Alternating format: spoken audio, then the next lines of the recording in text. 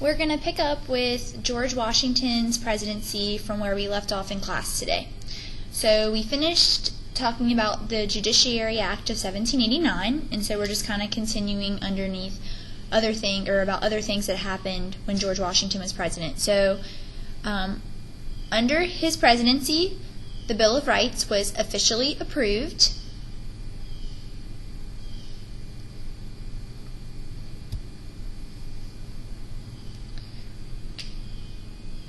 And also, a national bank was established. Now, there was a lot of debate about the national bank because the Constitution never specified anything about setting up a national bank. And as you may recall from civics, if something's not in the Constitution specifically, then it's kind of up to interpretation.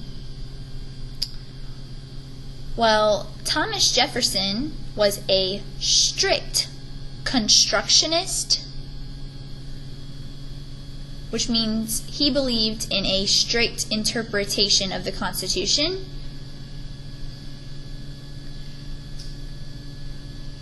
So if something's not mentioned in the Constitution, then it's unconstitutional.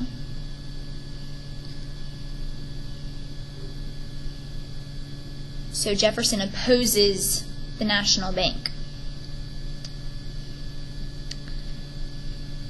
But Alexander Hamilton, and remember he's the Secretary of Treasury, he was a loose constructionist.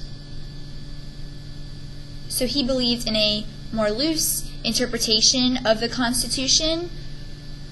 So if the Constitution does not specifically forbid or prevent you from doing something, then it's constitutional and it's allowed. You would kind of use the elastic clause to get away with that. Well, Congress and President Washington are going to agree with Hamilton, and the National Bank was approved with a 20-year charter.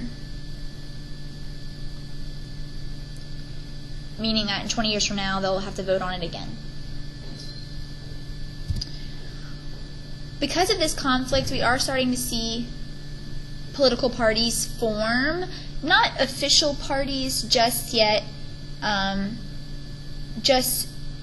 It's kind of splitting the current group, which are the Federalists, into two different factions or two different groups. And it's very much the group who supports Thomas Jefferson versus the group that supports Alexander Hamilton. So the Northerners tend to support Hamilton,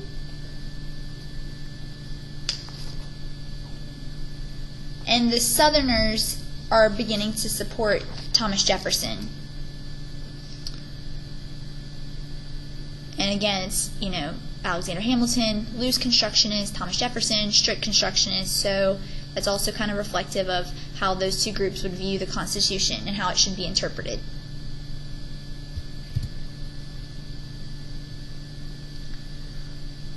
And the last thing I wanted to talk about today was the French Revolution. So the French Revolution did create some conflict for America. In the French Revolution, the rebels overthrew the monarchy in France, and they established a republic led by Napoleon Bonaparte.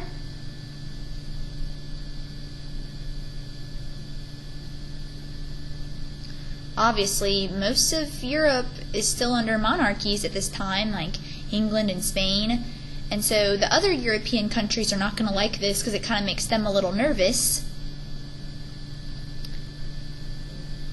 So Great Britain is actually going to lead an alliance of nations against Napoleon, and Europe is thrown into war once again.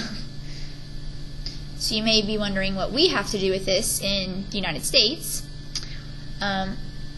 Washington actually declared U.S. neutrality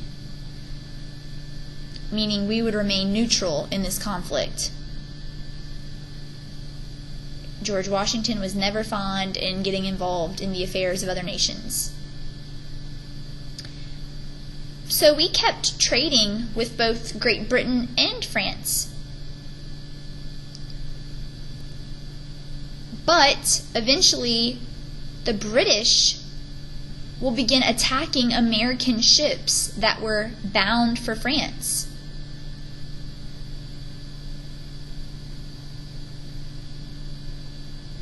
And they begin stealing cargo and then also impressing sailors, our sailors. Now, impressing does sound like, or it's spelled like dress to impress, impressing. That's impressive.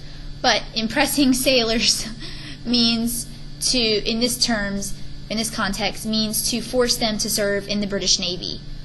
So when I say he was impressing sailors, he was essentially kidnapping them and forcing them to serve in the British Navy.